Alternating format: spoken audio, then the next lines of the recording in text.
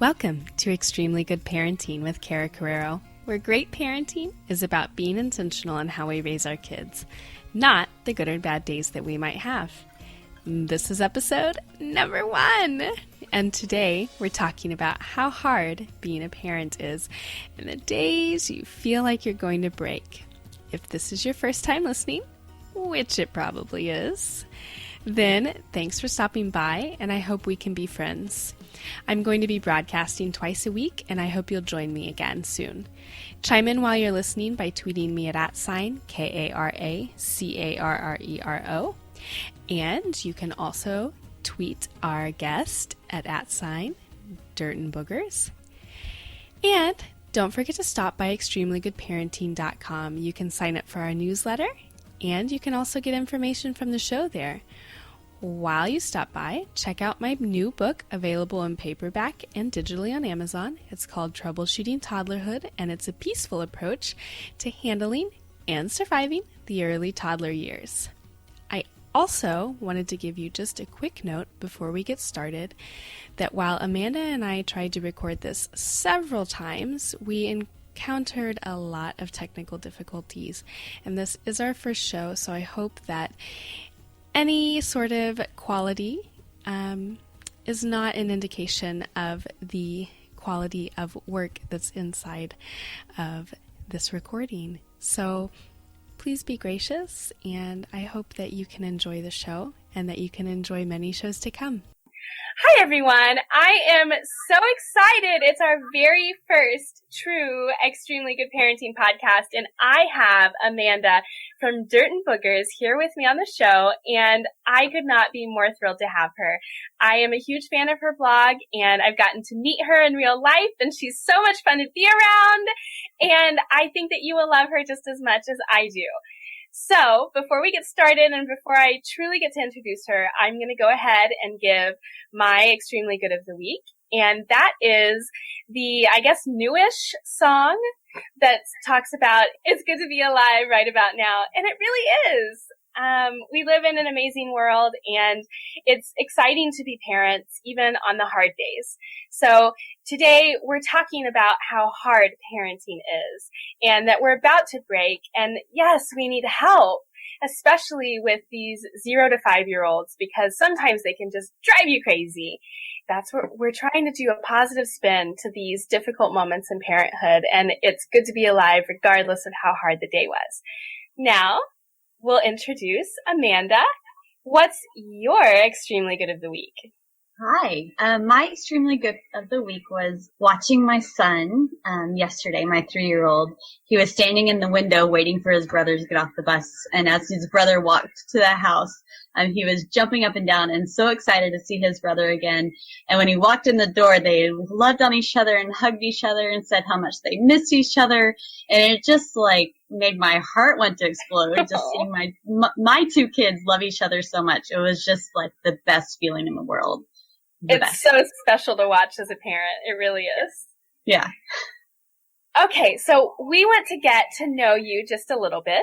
The first question that we have is, how do you refill your parenting cup, and why is it so important to you? I think this is super important. I talk about it a lot on the blog because I have basically 2 jobs. I'm a full-time mom to my kids, and I'm a full-time blogger as well. And then I try to be a good wife. So one of my favorite things to do is I sit down in the evenings after my boys are in bed next to my husband on the couch, and we watch TV and I knit. That's awesome. I recently just realized that you actually knit. I saw that whenever you guys moved in your RV that you knit, and that was it was kind of cool to know that you had another hobby. Yeah. Yeah, I do. It's the only other thing I have space for in my life, it feels like, but I fit it in because I love it. I feel like sometimes we kind of get caught in this blogging and parenting thing that we forget that people have, lives. Yes.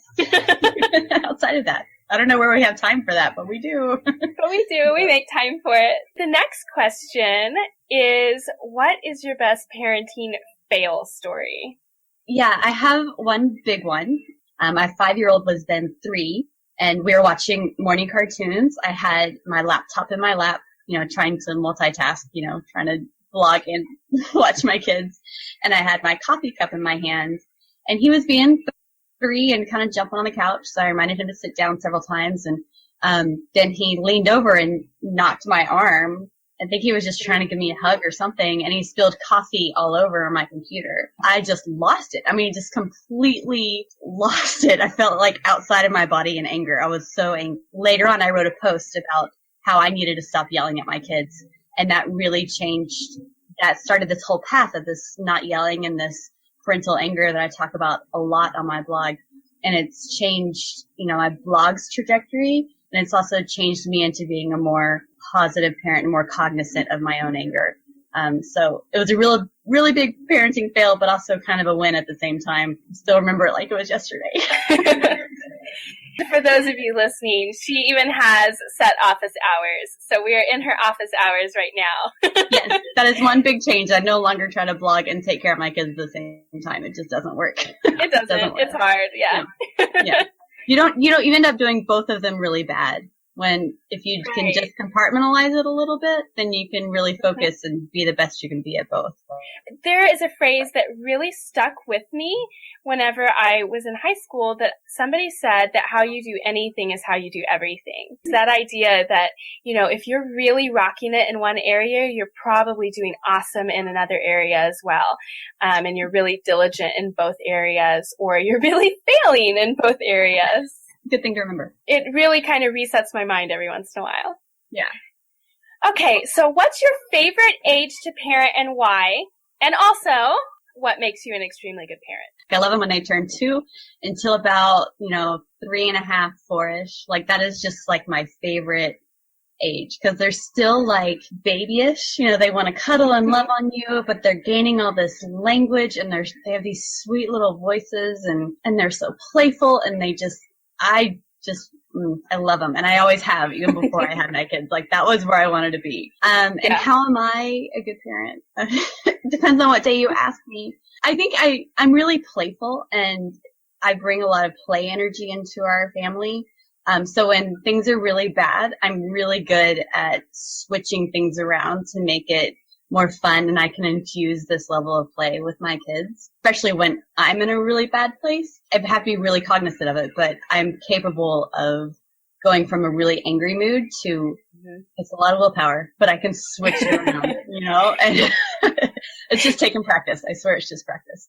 Where, I can throw on some good music and have a dance party, or I can, start wrestling. I'll just tackle one of my boys out of the, randomly, just like really funny things to just kind of infuse this, play into our family. So let's kind of dive into our topic about how hard parenting is, because I personally really believe that there is no need to sugarcoat it, but at the same time, there's also no need to kind of like sit down in the dumps and be in a funk all the time. In fact, I know that Amanda has at least one post on getting out of the mom funk and getting out of the parenting funk. But just in general, parenting is difficult.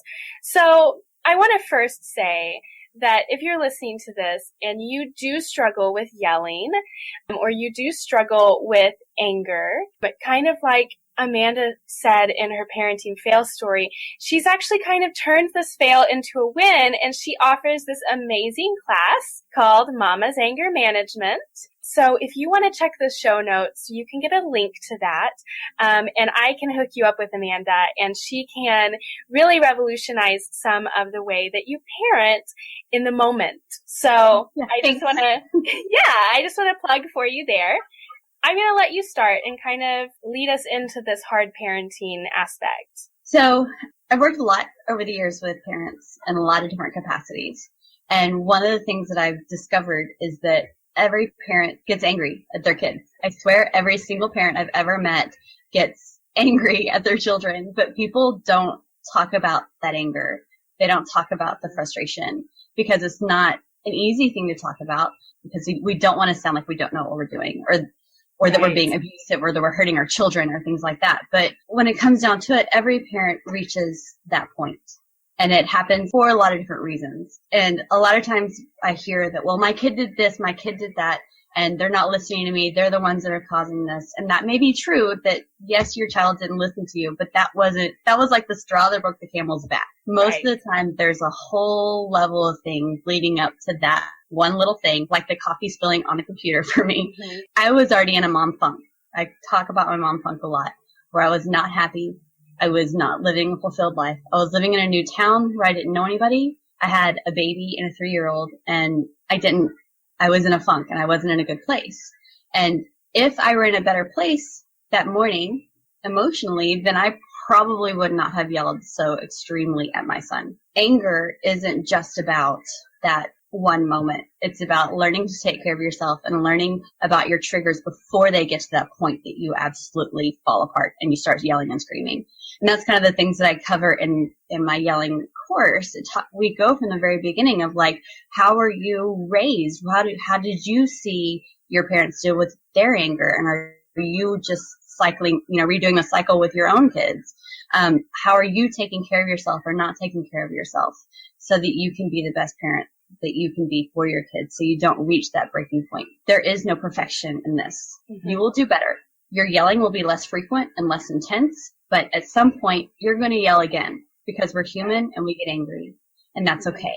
But the goal here is to have it less often and less intense, I think that that's so important, especially having this 0 to 5-year-old child, because not only are they so moldable and they're so young and susceptible to anything that you say and anything that you do, and they're learning from your actions and from your words, but it's also the time that we're most likely to be in a funk as parents, and that we're most likely to want to pull our hair out because I just told you not to draw on the wall. Why are you drawing on the wall? Well, because they're 3 and it's fun and they have a crayon. I find that there's a lot of parents out there like this, in the same situation that I was in, where they don't have support. With a 1-year-old and a 3-year-old, they can't remember the last time they took a shower. Because why? It doesn't matter. They're not leaving the house anyway, And then you have a 3-year-old who's jumping on the couch and a 3-year-old who's screaming through the house and running, and you're like, just calm down, Right. And they need something from you all the time. They can't get their own milk. They can't change their own diapers. They can't. Right. You're constantly on the go, and when you spend all of your time taking care of other people, you forget, and people who depend on you, these children, they can't do a lot of things on their own, and you have to be there for them. You can't take the time to take care of you. So you break. It's necessary. Yeah, you do.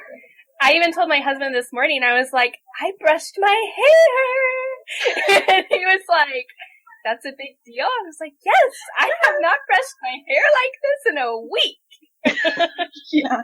I got really mad at my husband the other day because he was about to go to work. I actually went for a run that day. Like, hallelujah, I got a workout in. That never happens. But so excited about the workout, but I hadn't been able to take a shower. So he woke up from his nap and immediately got in the shower during that only time that I could take a shower. And I was like, I just want to take a shower. Not you, it's me, but I just need a shower. So, I just wanted to know, what do you find, other than some of the stuff we've already talked about, are some of the biggest triggers for parents with kids 5 and under? There's so many. And some of the triggers, we talk about triggers in terms of not just things that happen that your children do, but things that happen in your life. Even being emotionally tired is a trigger, to a certain extent. It's one of those underlying things. Another one similar to that are loud noises is a big trigger for me. I remember one specific moment, I was standing in my kitchen and I was about to just lose it again. The vent for my oven was going. There was music playing. My children were playing. It was like this constant, it was just this noise level just got to the point that I was just going to explode because it was just too much. And so it's triggers like that. A lot of parents talk about being touched out at this age. Yeah. Where they just can't have somebody else touching them. Their 3-year-old crawls all over them. Their 2-year-old, it just needs to hang on them. They have a baby that they have to carry everywhere. So it's this, at the end of the day, they just don't want anybody else to touch them, which yes. or we have unrealistic expectations for our kids. I'll never forget, I was working with one client before I was a blogger. It was like face-to-face client. And she was getting so angry at her 16-month-old baby because she couldn't pick up the keys. Like, she dropped the keys and she's like, pick up your keys, pick up those keys, pick up the keys. I'm like, does she know what keys are? You know, but she's like, she's not listening to me. I'm like, but does she know what keys are? Like, she has probably no concept of what you're talking about. But we have these expectations that, you know, a child is going to listen to us and follow through. But obviously this baby didn't understand what her mom was asking her to do and was just kind of doing her own thing. And the mom was just getting so angry. And so I really had to, like, you know, get down on the mom's level and be like, hey, listen, maybe your daughter doesn't know what you're asking. So let's work on how to communicate a little bit better. So sometimes we expect our children to have, you know, certain abilities that they just don't have yet. We expect them to behave in a certain way, but then they're just not there yet. You know, so right. Sometimes that happens. I feel like parental frustration a lot of times is based and rooted in that idea that we push our kids and that we are inconsistent in what we do as well. Yeah. Consistency is kind of a really big deal. Yeah. So we expect them to do things, but we've never been able to follow through with that. I mean, I can even think, like, my husband and I sometimes will have different rules for our children just because he thinks something is a big deal and I don't most of the time, because I have a tendency to be more laid back than he is on certain things. And then we get frustrated that our children don't do what we ask them to do, but I let him do things that he doesn't let them do. So, like, jump on the beds and stuff. So I know that, at least for me, and I know you kind of alluded to this as well, but there have to be parents out there that feel trapped, that maybe it's because of where they are location-wise and not having relatives nearby, or because they've got 3 kids under the age of 4, or whatever it may be, they just feel trapped. So what would you say is the best way to kind of get out of that trapped feeling, or to kind of work through it as a family unit? You know, I know this one all too well. We move a lot. We just moved again this fall. My son has lived in 6 different houses and he's 5. So we move a lot, and I've had to move frequently with children, and I know that feeling. I hear that feeling a lot from other parents, and it's hard. It's probably one of the hardest things, that feeling of isolation and being alone. I'm feeling it right now these days because I just don't have people yet. I'm getting there. There's some really awesome people here, but there's no one right now that I can be like, here, take my 3-year-old for the day, you know? Right. To go with me everywhere. For me, the really big deal is I cannot stay at home every day. I have to get out. The longer that I stay at home, the worse I start to feel. So even if it is just like that trip to Target can be a saving grace. Going for a walk in the park. We are in Alaska now in the winter, so there's none of that for me. But sometimes we do put on our snowsuits, so we go play in the backyard. You know, sometimes we go down to the museum and we walk around the museum, or even just go to, McDonald's and go play in the play area. Something to get you around other people. Even if you're not necessarily talking to those people and friendship-wise, just having that aura of other people and, like, just having their presence around your presence is really important. All of my friends are online, really. And that's where I connect with a lot of people, not just because of blogging, but because, we're military and there's people just all over the world for us. And that's a double-edged sword because you have really great friends that you can talk to with the click of a button. But I find that the longer that I'm on my devices and the longer I'm on my computer, the funkier I get and the angrier I get at my children. Nothing sets me off more. So my trigger is technology. That's a really big trigger for me. And so if I'm on my phone trying to talk to someone and my children interrupt me, I get angry. And that's not the kind of parent that I want to be. All of your people are in your phone, I feel like that's very much the case for the modern parent because we have technology in our hands. We have, everybody at our fingertips. And so we feel like we can solve all our problems by getting online, by using our phone. But in reality, we just really need to get out and see people. And even if it's not somebody that we know as well as somebody online, we have lived in Boston for less than a year. We lived in a hotel for 8 weeks. Oh my goodness, I don't even know how we did it. But we had 4 people, including at the time a 3-month-old a 2.5-year-old, myself and my husband, plus our dog, who is a St. Bernard something stubborn mix that's very hyper, a little bit hard to deal with, especially in a small space. And we were in like 400 square feet for 8 weeks.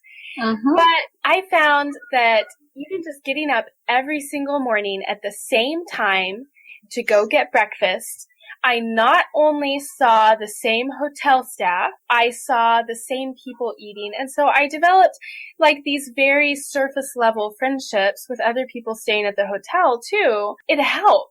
It felt like I was actually existing and not surviving, even though sometimes surviving is what you have to do, which ultimately is what was happening. That helped me through it. And then even sometimes without interacting with somebody, we would just get in the car and go for a drive. Not only did that help because you saw other people, you knew other people existed, but it really, really helped whenever we had a 2.5-year-old in the hotel room, because it meant she's going to have tantrums, but she didn't have to have those tantrums around everybody else. And we could kind of acclimate ourselves to our new environment. And I know that's not applicable to everybody, but for us, like, it just was, let's get in the car. You may be crying now, but it'll calm you down, and we can have a little bit of separation. You're in your car seat. You can't touch me. I can't touch you. And we're just going to take a breather for a second. Yes. Yeah. Because we lived in an apartment for 3 months this summer in DC with a 2-year-old and a 4-year-old at that age. No, he is 5. And my children are exceptionally loud. So I know that feeling of, shh, be quiet, you're going to bother the neighbors. And, it's just so hard. And I didn't really know that many people. Yeah, I totally understand. I agree. Taking a drive, for me, it was getting out and taking a walk with my boys. And my older one had a scooter that he would scoot around the city with, and I had the younger one in a stroller, and we could get some fresh air. It was just all we needed, because it gets really stale indoors, and that fresh air just really helps a ton. It does. I will also say, going out with your husband on a date night, I know that's hard. I mean, I haven't had a date since March, so I kind of sound hypocritical here, but just have that one-on-one time with another adult and someone that you like and someone that you love. And it can be really uplifting, and it's amazing what it can do to your spirit when you're not having to talk in code or talk on of your children, and being able to actually have like a real conversation with your husband in the daylight hours, where you're not just falling asleep on the couch, is really uplifting and pull you out of that funk and that isolation. So that's another big suggestion for me. Well, and where you're not giving your spouse your leftovers. I feel like that is so hard when you have kids this age, to not give them your leftovers, but you do. And so they not only get your leftovers, but they bear the brunt of your hard day with the kids, especially if you're a mom. So that kind of leads into another, I guess, maybe final point as well. I've seen where, at least with my breaking point, so the breaking point for mom or the breaking point for dad usually leads to the broken spirit of your child, which obviously is not something that we want. What would you tell to people that really struggle with towing the line of that breaking point and really struggle with reconnecting with their kids whenever they've hit their limit? They bounce back. They're very forgiving. And yes, it can really hurt your child's spirit when you are consistently yelling and screaming at them. But at the same time, an apology can go really far with it. Just get down and telling them that you're sorry that you yelled. Even if it's something that they did that made you yell, you can say, yes, you did that and I didn't like it, but it doesn't mean that I should have yelled at you for it. Isn't really all that helpful. No, it's not. Even as adults, we don't like that. Well, you made me, Like, no, you've made that choice. That wasn't my choice to yell at you. So that's really big. One of my favorite things that I always think about, and I remember I learned it in grad school, John Gottman built this magic ratio that basically for every one negative interaction you have with your loved one, he uses it with spouses, but it can work for any sort of family relationship. One negative, that needs to be counteracted with 5 positives. One yelling interaction, not that it could be completely erased, that your child won't remember it, but it will help that child feel better, if they have those 5, and it kind of leaves everything in balance. And one of the coolest things that I've remember was that there's almost like a volume dial with some relationships. You will see that some people are just more emotionally intense. They scream more, they rant and rave more, but they also love more. And they feel more, and they just have more emotions. I'm sure you maybe even have seen those couples where they fight like the Dickens, but they love each other like the Dickens too. It's that 5-to-1 ratio. And then you have the other side of things where you have a couple or a parent-child interaction where there's not a lot of yelling, there's not a lot of emotions, but there's also not a lot of love, but it's still, within the functional range and still a healthy relationship. So I think that's one of the things to remember. I know a lot of parents who take my class talk about how their family is just loud and they're intense and they're emotional. I tell them that is not necessarily a bad thing. It's about having that well-rounded ratio. Are you loving them more, 5 times more than you're yelling at them? And that's kind of like where you kind of look at that. So I think that's a really good visual to kind of pull any parent back in whenever it is hard and whenever they are breaking. It's okay. And it's okay to be upset, and it's okay to have bad days, and it's okay to have hard days, because you do have all these really great days.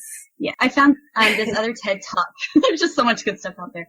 I watched another TED Talk. I'll try to find the link for you. Okay. But she talks about how we as humans focus on negativity. If you're given a good thing and then a negative thing, you're always going to look at the negative thing before you see the good thing. Even if you think it's good at first, it's easy to switch to negative.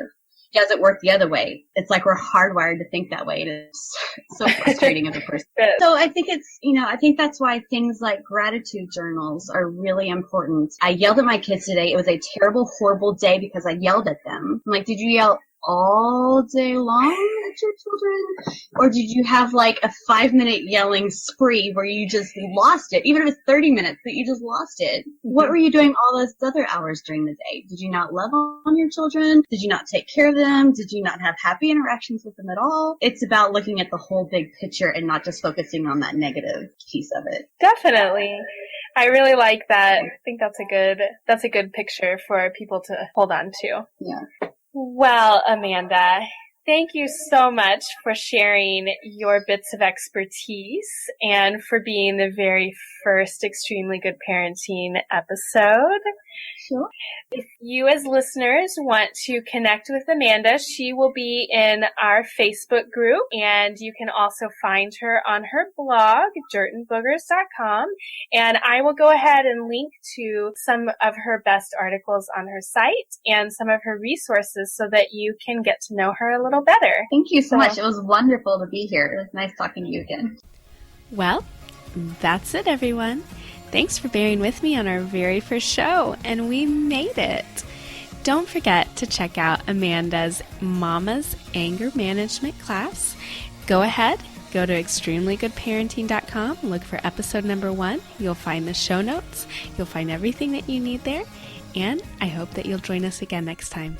So, until then, I'll talk to you soon.